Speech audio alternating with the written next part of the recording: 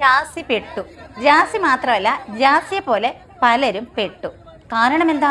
ഇന്ന് വേഷം കെട്ടി നടക്കല്ലായിരുന്നു. ഒരു ചുരിദാറും എടുത്തിട്ട് ഒരു സാരിയും എടുത്തിട്ട് ഉള്ളിൽ എന്തെങ്കിലുമൊക്കെ വെച്ചുകെട്ടും വെച്ചിട്ട് അങ്ങ് നടക്കുമായിരുന്നു.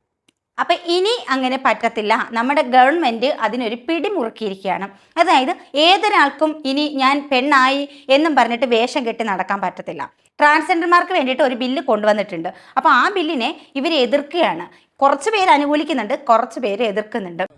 സമരത്തെ സപ്പോർട്ട് ചെയ്യാൻ പോയ ജാസിയാണ്. ആ സമരത്തെ സപ്പോർട്ട് ചെയ്യാൻ പോയിട്ട് ഒരുപാട് നോയമ്പൊക്കെ എടുത്ത് ഒരുപാട് ദൂരത്ത് നിന്ന് നോയമ്പ് നോറ്റ് വന്ന ജാസിയെ അവർ കൂടെ കൂട്ടിയില്ല.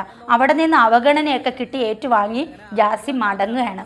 കൂട്ടിന് ആ വാല് പോലെ ശ്രീലക്ഷ്മിയുണ്ട്. പെണ്ണുങ്ങൾക്ക് തന്നെ അപമാനമായ ഒരു സാധനമുണ്ട് കൂടെ. ഈ കാണുന്ന ജാസി തന്നെ സർജറി ചെയ്തിട്ടില്ല. ആകെ ചെയ്തിട്ടുള്ളത് എന്താ? ബ്രസ്റ്റ് വെക്കുക എന്നുള്ളതാണ്. ബ്രസ്റ്റ് സിലിക്കൺ വെച്ചിട്ടുണ്ട്, അല്ലാതെ മെയിൻ സർജറി കഴിഞ്ഞിട്ടില്ല. ജാസി ഇപ്പം ശരിക്കും പറഞ്ഞാൽ രണ്ടും ആണെന്ന് നമുക്ക് പറയാൻ പറ്റത്തില്ല. പെണ്ണാണോ ജാസി? അല്ല. എന്നാൽ പുരുഷനാണോ ജാസി? അല്ല. ആ അവസ്ഥയിലാണ് നിൽക്കുന്നത്. ഇട്ടിരിക്കുന്നത് പെണ്ണിൻ്റെ വേഷവും. അപ്പം ഇങ്ങനെ നടക്കുന്നവർക്കെതിരെയാണ് ഗവൺമെൻറ് ഇപ്പോൾ ഒരു ബില്ല് കൊണ്ടുവന്നിട്ടുള്ളത്. അപ്പോൾ അത് പറ്റില്ല എന്നാണ് മറ്റുള്ള എല്ലാ ട്രാൻസ് കമ്മ്യൂണിറ്റി പോലും മറ്റുള്ള ട്രാൻസ്ജെൻഡറും എല്ലാവരും കൂടി പറഞ്ഞിട്ട് ആ ഒരു സമരം അവിടെ നടത്തി വരുന്നത്. ഈ ട്രാൻസ്ജെൻഡർ എന്നുള്ളത് ഇവർ ദുരുപയോഗം ചെയ്യുന്നുണ്ട്. എല്ലാവരെയും അല്ല പറയുന്നത്. സർജറി ചെയ്ത് ഐഡൻറ്റിറ്റി കാർഡൊക്കെ ഉണ്ടാക്കി നല്ല രീതിയിൽ ജീവിക്കുന്ന ആൾക്കാരുമുണ്ട്, ഇത് മുതലെടുത്ത് ജീവിക്കുന്ന ആൾക്കാരുമുണ്ട്. സ്ത്രീ ശരീരത്തെ തന്നെ വൾഗറാക്കി കാണിക്കുന്ന വേഷമാണ് ഇവർ ധരിക്കുന്നത്. അതുപോലെയുള്ള പെരുമാറ്റമാണ് ഇവരിൽ നിന്നുണ്ടാകുന്നത്. ശരിക്കും ഇതിനെ ദുരുപയോഗം ചെയ്യുന്ന ഒരുപാട് പേരുണ്ട്. എന്നാൽ വളരെ മാന്യമായിട്ട് പെണ്ണായി ജീവിക്കാൻ കഴിഞ്ഞു എന്നുള്ള ഭാഗ്യത്തിൽ സന്തോഷത്തിൽ ജീവിക്കുന്ന ആൾക്കാരുമുണ്ട്. രണ്ട് തലത്തിലുള്ള ആൾക്കാർ ഇതിനകത്തുണ്ട്. പക്ഷെ അത് മുൻകൂട്ടി കണ്ടുകൊണ്ടാണ് ഗവൺമെൻറ് ഇങ്ങനെ ഒരു ബില്ല് കൊണ്ടുവന്നിട്ടുള്ളത്. അപ്പോൾ അതിനെ എതിർത്തിരിക്കുകയാണ്. ഒരുപാട് പേര് സപ്പോർട്ട് ചെയ്യുന്നുണ്ട്. പക്ഷെ 100% ഞാനും ഈ ബില്ലിനെ അനുകൂലിക്കുകയാണ്. അവർ ആ സമരത്തിൽ വിളിച്ചു പറയുന്ന മുദ്രാവാക്യം എൻ്റെ ശരീരം എൻ്റെ അവകാശം, എൻ്റെ ശരീരം എൻ്റെ അവകാശം. അതെ, നിങ്ങളുടെ ശരീരം നിങ്ങളുടെ അവകാശം. പക്ഷേ എന്ന് കരുതിയിട്ട് ഈ അവകാശം എന്ന് പറയുന്നത് നമ്മുടെ ഈ നാട്ടിൽ വേഷം കെട്ടി നടക്കാനുള്ളതല്ല. ഈ അവകാശം ഇപ്പം നിങ്ങൾക്ക് ട്രാൻസ് ആവണം എന്നുണ്ടെങ്കിൽ, നിങ്ങൾക്ക് കമ്മ്യൂണിറ്റിയിലേക്ക് വരണം എന്നുണ്ടെങ്കിൽ സർജറി ചെയ്യുക. കറക്റ്റായിട്ട് നിങ്ങൾ സർജറി ചെയ്തു, നിങ്ങളുടെ ജെൻഡറിൽ നിന്ന് നിങ്ങൾ മറ്റൊരു ജെൻഡറിലേക്ക് വന്നു എന്ന് തെളിയിക്കുന്ന ഒരു സർട്ടിഫിക്കറ്റ് ഡോക്ടറിനെ കണ്ട് പലരെ കണ്ടിട്ട് ഉണ്ടാക്കുക. അതിനുശേഷമേ നിങ്ങൾക്ക് ഈ ട്രാൻസ് എന്ന ഐഡൻറ്റിറ്റി കാർഡ് തരത്തുള്ളൂ. അപ്പോൾ അങ്ങനെ ഒരു ബില്ലാണ് ഇപ്പോൾ കൊണ്ടുവന്നത്. അതിനകത്ത് കുറച്ച് കാര്യങ്ങളൊക്കെ ആഡ് ചെയ്ത് വെച്ചിട്ടുണ്ട്. അപ്പോൾ അതിനെതിരെയാണ് ഇവർ ഈ സമരവുമായിട്ട് മുന്നോട്ട് വന്നിട്ടുള്ളത്.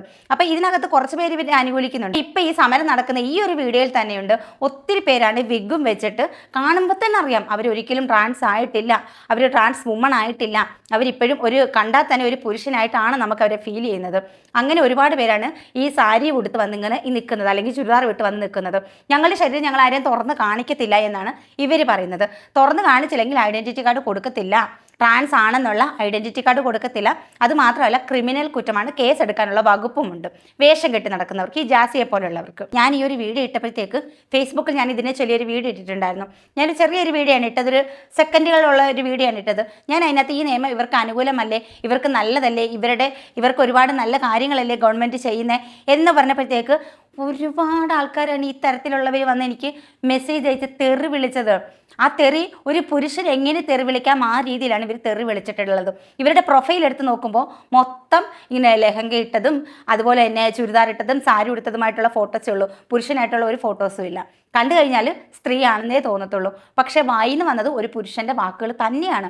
അതും വൃത്തികെട്ട രീതിയിലുള്ള ഒരു പുരുഷൻ എങ്ങനെ സംസാരിക്കാം, ഒരു വൃത്തികെട്ട പുരുഷൻ എങ്ങനെ സംസാരിക്കാം, ആ രീതിയിലുള്ള. നമുക്കിതിനകത്ത് പ്ലേ ചെയ്യാൻ കുറച്ച് ഇതൊക്കെയുണ്ട്, നിബന്ധനകളുണ്ട്.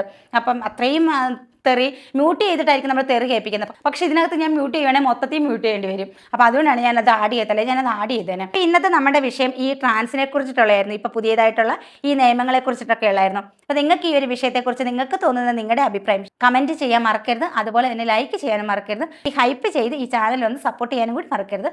ടാറ്റാ.